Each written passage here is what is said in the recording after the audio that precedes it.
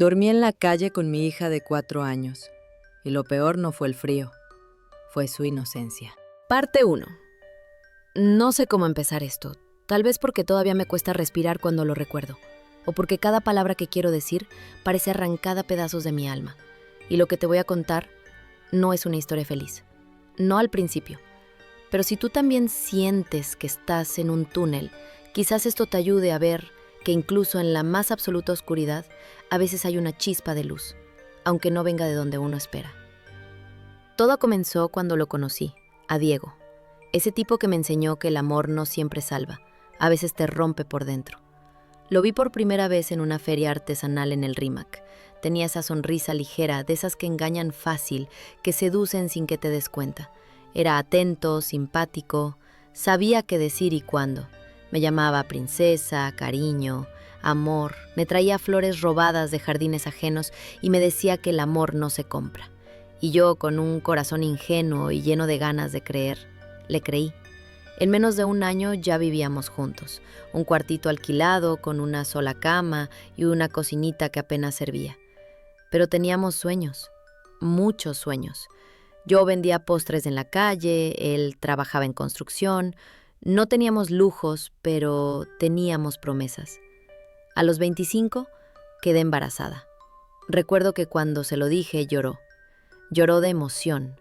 Me abrazó tan fuerte que pensé que se me iba a quebrar el pecho.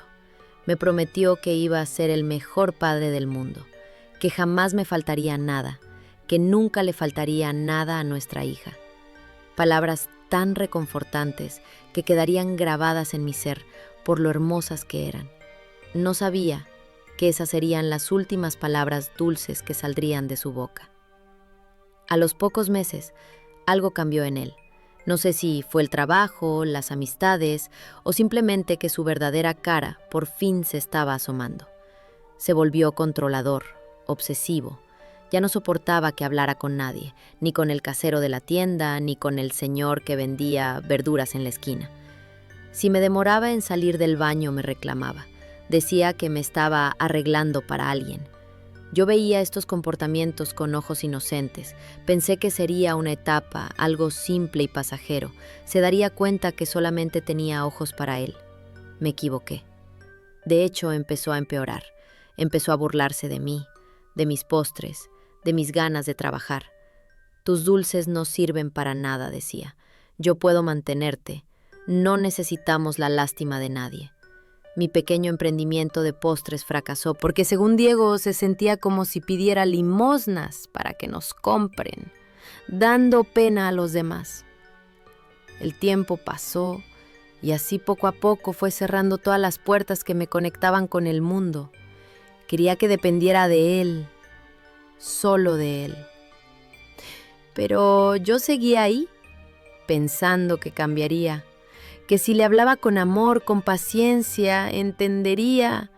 Tenía fe, tenía esperanza, tenía amor. Pero él no tenía comprensión, no tenía empatía y cada día se alejaba más. Y yo me sentía cada día más sola, más débil, más rota. Sin que me diera cuenta, poco a poco mi mente se fue deformando por el constante abuso verbal que recibía. Durante el tiempo de embarazo, mis emociones fluctuaban constantemente. A veces lloraba, a veces temblaba, a veces me enojaba, pero la mayor parte del tiempo temblaba de miedo. Diego era cada día más intenso, más controlador, y el miedo me arañaba por dentro. Me daba terror pensar en el futuro. No tenía un lugar seguro, no tenía paz. Incluso llegué al punto de sentirme cohibida ante su presencia. Vivía caminando de puntillas, cuidando cada palabra, porque cualquier cosa podía encender su ira, hasta que un día pasó. Discutimos. Una vez más. Esta vez por dinero. Intenté decirle que no tenía dinero para los medicamentos, para el dolor. El poco que traía No alcanzaba ni para medio mes. Yo necesitaba medicina. Y él ni se inmutó. Y en medio de su rabia, me lanzó una frase. Una tan seca, tan cruel, que todavía retumba en mi pecho. ¿Y si te dejo? ¿Quién te va a querer con una hija encima? Fue como un balde de agua helada en la columna. Me dejó sin aire. El eco de esa frase me perforó por dentro. Me empujó el hombro y salió a la calle a quién sabe dónde. No solo sentí el golpe en el hombro, sentí cómo me arrancaba la dignidad. Solo reaccioné después de vomitar sangre y pensé que... Parte 2. No solo sentí el golpe en el hombro, sentí cómo me arrancaba la dignidad. Solo reaccioné después de vomitar sangre y pensé que nadie me iba a ayudar. Nadie me va a querer. Y por un segundo, ese pensamiento fue más doloroso que cualquier golpe, porque me lo creí. Me miré al espejo esa noche, con el rostro hinchado, los ojos rojos, las lágrimas recorrían mi rostro, con una hija en camino, y sentí que ya no quedaba nada de mí, solo pedazos, pedazos rotos de una mujer que lo había dado todo, que había creído que cambiaría, y que, a cambio, lo perdió todo. Pasó el tiempo, volvió a suceder, me empujó y fue violento físicamente. Fue cuando estaba embarazada de 8 meses. Me caí al suelo como un saco. Sentí un crujido en la cadera, pero no grité. No porque no doliera. Dolía, pero al mismo tiempo que quería hacerlo, recordaba. Recordaba que gritar solo lo haría enojar.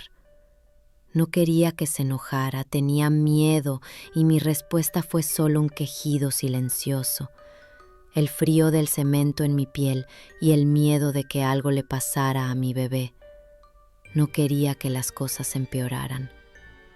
Cuando, entre lágrimas secas, le dije que me dolía, se rió.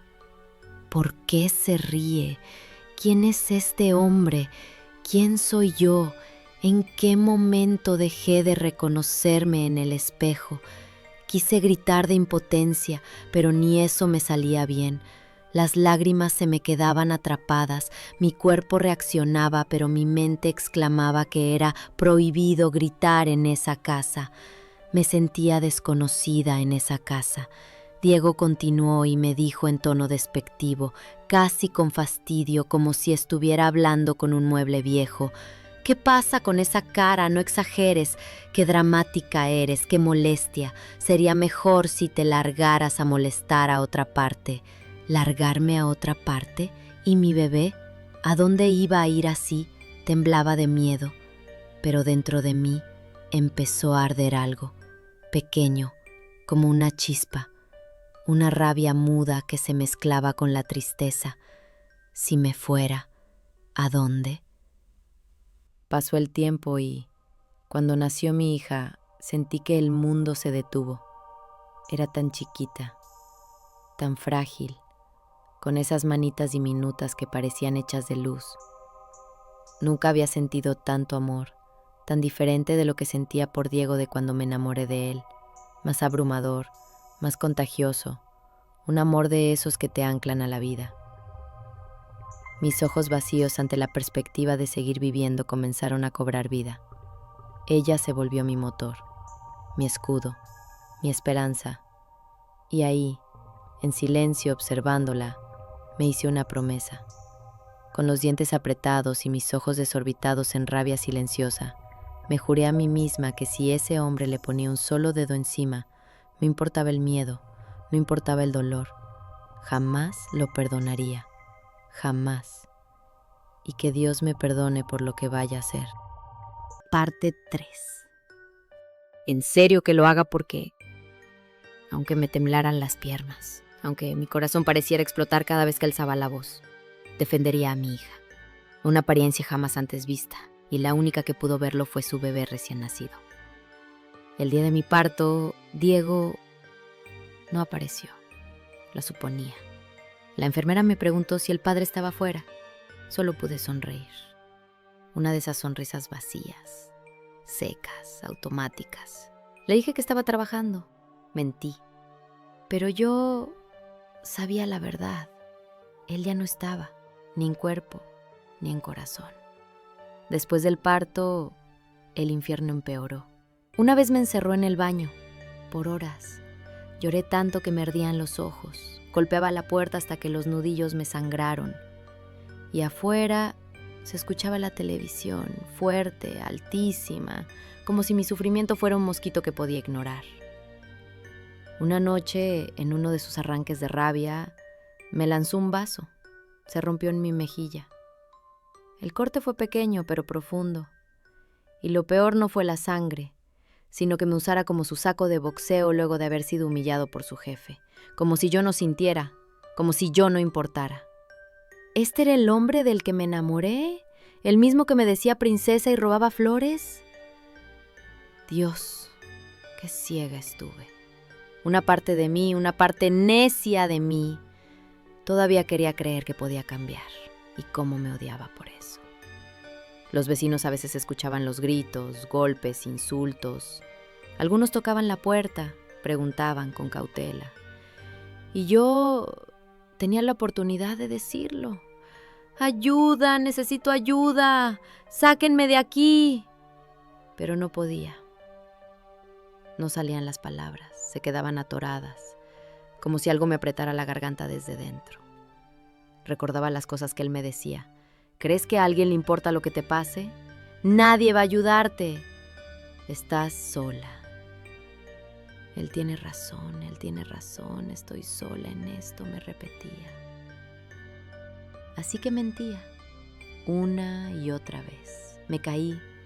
Estaba apurada y me golpeé. La olla me explotó. Excusas. Siempre excusas. Lo único que me aliviaba, lo único que me daba paz, era que mi hija jamás fue tocada. Nunca una mano encima, nunca un golpe. Eso me sostenía, eso me daba fuerzas. Ella era la medicina que necesitaba, mi tótem espiritual, y fue gracias a ella que poco a poco empecé a recobrar la compostura y fuerza suficiente. Pero mientras sanaba, cometí un grave error. Ella, mi pequeña, con solo 4 años, veía, escuchaba, sentía. Me miraba con sus ojos grandes, inocentes, llenos de preguntas que partían el alma. Mami, ¿por qué tú lloras y él grita tanto?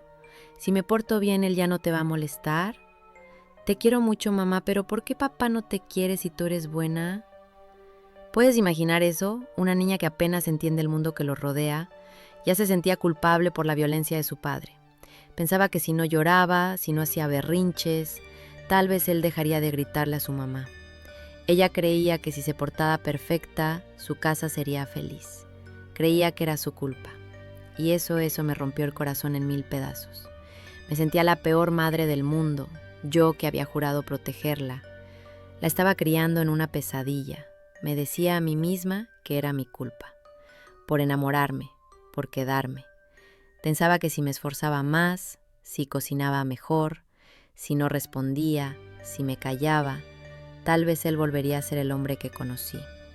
Me odio a mí misma por tener esos pensamientos. El hombre que, en realidad, nunca existió. Y entonces llegó ese día. El día en que, por primera vez en mucho tiempo, sentí algo distinto al miedo. Sentí decisión, firme, clara. Tomé una decisión. Parte 4. Una decisión. Una que cambió mi vida y la de mi hija. Una decisión que hasta hoy sigo agradeciendo en silencio. ¿Quién no tomaría la misma decisión después de haber vivido una noche tan espantosa? Una noche llegó tambaleándose, con los ojos vidriosos y el alma podrida de celos. Me acusó de coquetear con su primo, gritó, me insultó, luego sin pensarlo me jaló del cabello y me lanzó contra la pared. Mi cabeza retumbó, sentí el sabor metálico de la sangre en mi boca, caí al suelo, mi hija lloraba en una esquina, abrazando su peluche de cocodrilo. el único juguete que tenía. Delante de su hija me insultó, me escupió y me dio tiro a algunas cosas que encontraba por la casa. Yo solo temblaba en el suelo, sin decir nada, sin llorar, sin gritar, pero por dentro me juré a mí misma que sería la última vez que me hiciera algo así. Esa noche, mientras él roncaba ebrio y ajeno, recogí lo poco que quedaba de mí. Metí 2 mudas de ropa y un cuaderno infantil en una mochila rota. Tomé a mi hija de la mano y me fui. No sabía a dónde, solo caminé, con los zapatos desgastados y el corazón latiendo a 1000. Dormimos esa noche bajo un paradero de bus, abrazadas bajo mi chompa vieja. El viento nos golpeaba como si también nos culpara por huir. Mi hija, despertada después de llorar en la cama y quedarse dormida, me susurró con los labios morados de frío: «Mami, ¿vamos a acampar las 2? ¿Papá vendrá?» Qué gracioso. A pesar de que le tenía mucho miedo a su padre, aún se preocupaba de que él no los encontrara. Mi pecho se apretó. El dolor que sentía era tan fuerte que no pude responder. Solo la abracé y lloré, en silencio, como un animal herido que no sabe si vivirá al amanecer. Pasamos meses así, albergues, techos prestados, comedores populares donde mi hija comía pan con té y yo muchas veces solo la miraba masticar. Perdí peso, perdí color, pero algo extraño ocurrió. Mi espíritu empezó a crecer. Cada día dolía, pero dolía diferente. Era el dolor de quien ha dejado de sobrevivir y empieza a luchar. Una tarde en un mercado de Lurín donde vendía galletas hechas con lo poco que tenía, una señora mayor se me acercó. Era una mujer de avanzada edad que tenía las manos llenas de callos, una mirada cansada en el rostro. Se enteró de mí por algunas amistades que tenía, sabía de mi situación y me ofreció una oportunidad. ¿Has trabajado alguna vez en el campo? No, señora, pero aprendo rápido. Esa frase cambió mi destino. Me llevó a su chacra. Tierra húmeda, gallinas sueltas, olor a estiércol y eucalipto. Me enseñó a cuidar gallinas ponedoras. Al principio me daban miedo, unas picaban fuerte, otras me perseguían como si supieran que era nueva. Les puse nombres. Mi hija bautizó a una como Panchita, la más pequeña, pero la que más huevos ponía. Con los huevos empecé a vender. Jamás pensé que mi renacer vendría del trasero de una gallina. Pero así fue. Huevos. Con el tiempo, la señora me cedió un rincón del terreno. Unos vecinos me ayudaron a montar un galpón con madera reciclada y 5 años después tenía una pequeña granja de gallinas ponedoras.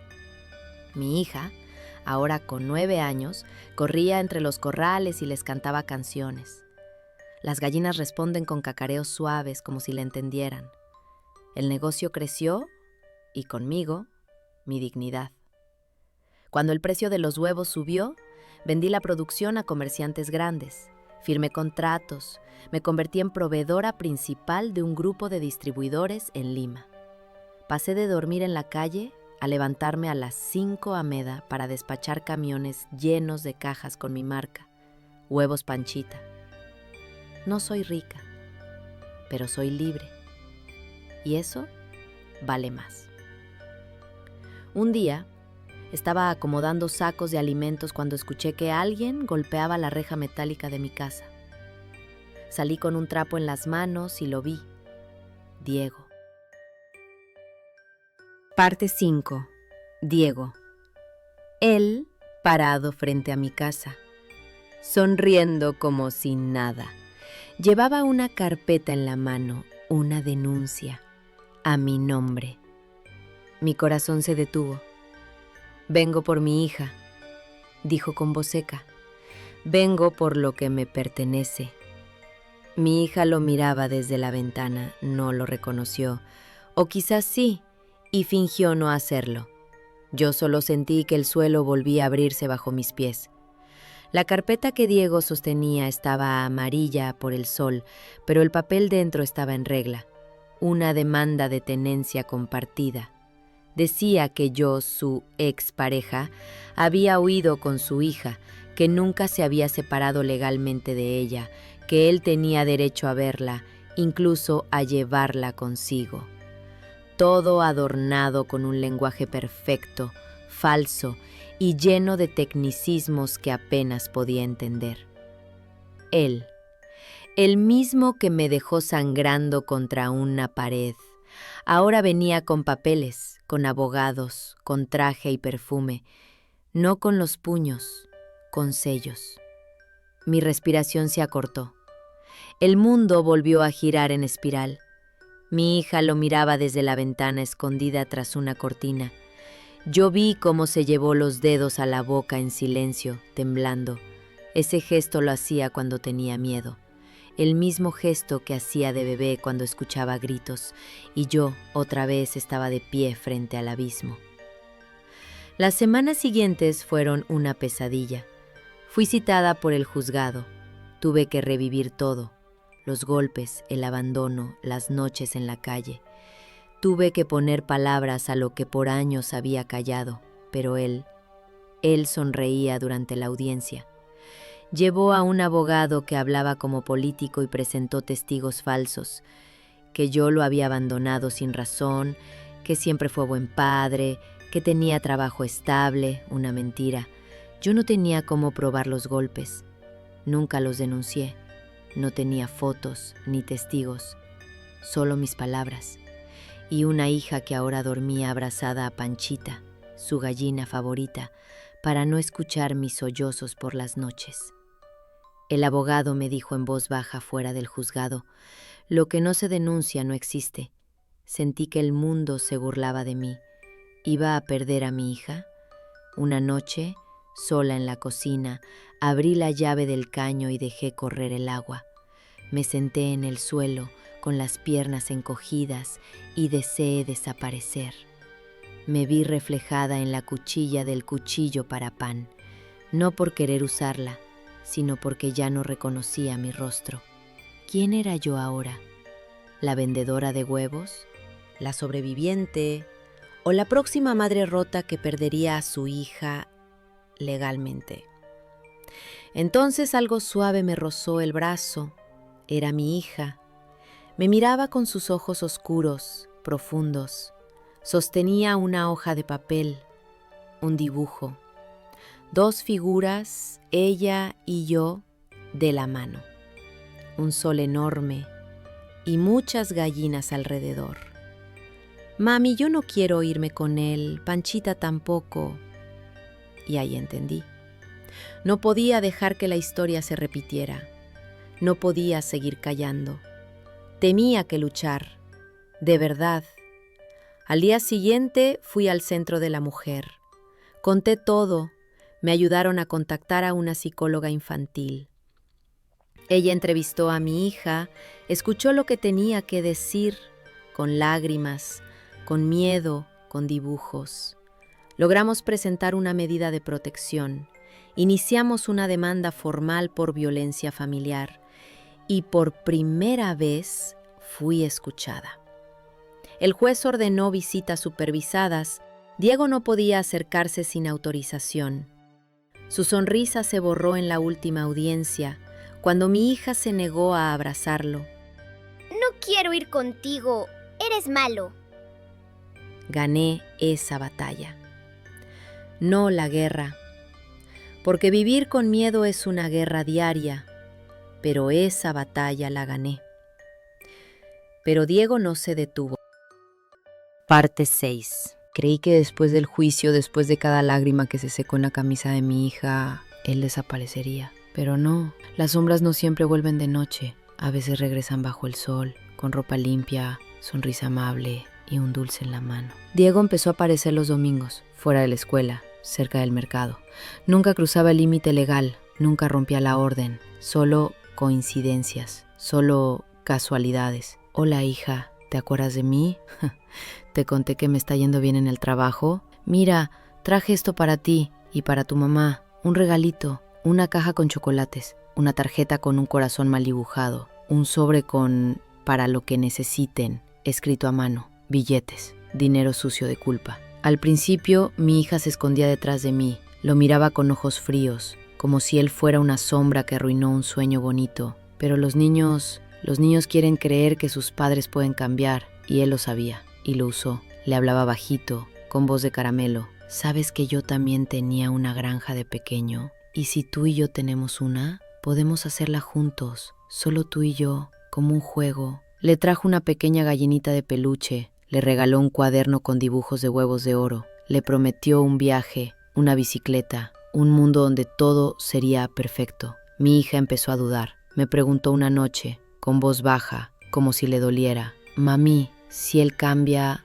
¿no puede ser bueno?». Yo no supe qué decirle, solo le acaricié el cabello y la abracé más fuerte de lo normal, como si eso pudiera blindarla del veneno invisible. Un día, al recogerla del colegio, mi hija salió con un dibujo en la mano. Lo había hecho con Diego. Eran los tres, él, yo y ella, de la mano, en una casa grande, rodeada de gallinas. Mi corazón se detuvo. «Papá dice que podríamos vivir juntos si tú lo perdonas», dijo, mirando el suelo. Ese día no dormí. Me senté en el piso de la cocina con la luz apagada, sintiendo el peso de todo lo vivido, no por él, sino por ella, porque ahora el dolor no era mío, era de ella, y lo llevaba por dentro, confundido, disfrazado de esperanza. Volví a ver a Diego frente al colegio, lo enfrenté, no grité, no insulté, solo hablé, con voz temblorosa pero firme. Lo que pase con ese hombre no desaparece en pocos años. Aún me sentía un poco cohibida, pero por mi hija tenía que ser firme. Mis ojos firmes se encontraron con los de él. Él solo me miraba con una mirada burlona. «No la toques más, no con tus palabras, no con tus promesas falsas. Ya perdiste el derecho de llamarte su padre cuando la dejaste llorando entre las sombras». Con la mayor fuerza que pude reunir, logré sacar las siguientes palabras: «Piérdete de mi vista, me das asco». Él sonrió, pero sus ojos ya no brillaban. Estaba perdiendo y lo sabía. «No me subestimes», dijo. «Ella tiene tu corazón, pero tiene mi sangre». Diego no se iba a rendir. Esa noche hablé con mi hija, con calma, sin mentiras, sin miedo. Le conté mi verdad. Le dije que el amor no solo es abrazar, también es proteger, que a veces quien más te da dulces es quien más quiere quitarte. Y ella, con sus manos pequeñas, me abrazó el cuello y dijo: «No quiero dulces, quiero a Panchita y a ti». Lloré en silencio, pero esta vez no fue de miedo, fue de alivio, porque mi hija eligió quedarse conmigo. Me sentía la mujer más dichosa del mundo. Parte 7. Una parte de mí quería. Quería contarlo, pero no sabía dónde ni cómo, así que lo dejé pasar.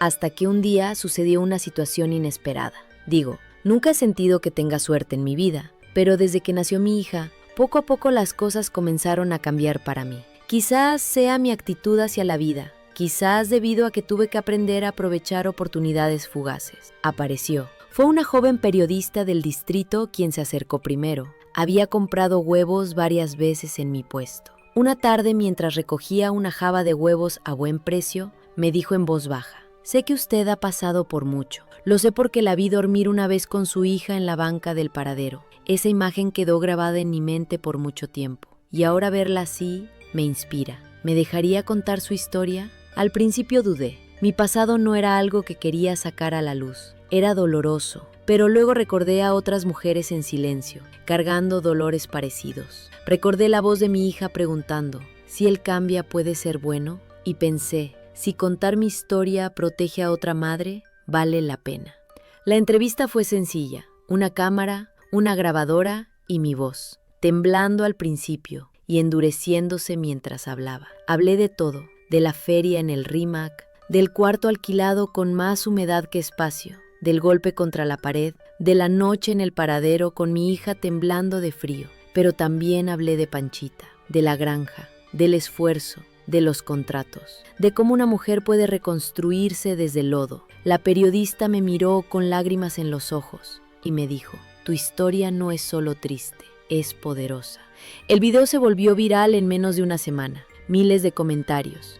mujeres contando sus propias historias en los comentarios, ofertas de ayuda, gente queriendo comprar huevos solo para apoyarnos. Pero no todo fue luz. Una noche recibí una llamada desconocida. No respondí, luego otra y luego una más. Era Diego. Había visto el video y no le gustó quedar como lo que era, un cobarde con piel de cordero. Apareció afuera de mi terreno 2 días después. Ya no sonreía.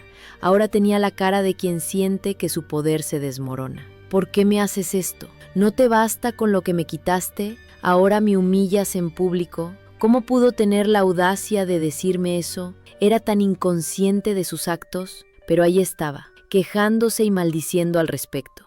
Y fue en ese momento que algo en mí cambió. Ya no era la mujer que se escondía en la cocina llorando. Ya no era la madre asustada del juicio. Ahora era yo, con voz, con rabia, con fuego en la sangre. Lo miré directo a los ojos y le dije, ¿humillarte? ¿Tú hablas de humillación? ¿Acaso estuve yo sangrando en una pared o llorando frente a una niña que preguntaba si estábamos acampando por diversión? Tú no sabes lo que es perder, porque tú nunca construiste nada, solo destruiste. Dio un paso hacia mí, pero yo no retrocedí, no esta vez. Y te digo algo más, Diego. Si vuelves a acercarte a mi hija con tus mentiras disfrazadas de dulces, no solo te enfrentarás a una madre, te enfrentarás a una mujer que ya no tiene miedo de arrastrar tu nombre por donde sea necesario para proteger lo que ama. Me miro en silencio, esa mirada, la misma que tenía cuando se enojaba y buscaba desahogarse, recorrió mi cuerpo. Pero yo solo lo miré, no temblé. De hecho, me dio las agallas suficientes para decirle, si no te gusta, golpéame. Dio un paso adelante. Su cuerpo temblaba de la rabia. Tenía los puños apretados, pero mi cuerpo seguía firme. Me miró por unos segundos y luego se fue, sin decir nada, sin mirar atrás. Pasaron los minutos y sentía que mis piernas eran de gelatina. Cualquier paso que diera me haría caer o arrodillarme, pero me sentía orgullosa de darle cara a la persona que me dañó. Esa noche lloré de alivio. Sabía que si volvió a aparecer, le diría todo lo que siempre quise decir. Haría hasta lo imposible para demostrarle que ya no se encuentra frente a una mujer débil. Ahora era diferente. Ahora tenía que actuar. Sin embargo, las cosas no salen como uno siempre desea. Diego no ha vuelto a aparecer desde ese entonces. Ahora el negocio sigue creciendo. Firmé un convenio con una tienda ecológica. Empecé a crear sucursales para las granjas de gallinas ponedoras y gracias a mi historia tuve que reinventar mi marca personal. Mis huevos llevan un nuevo nombre, Renacer. Y en la caja,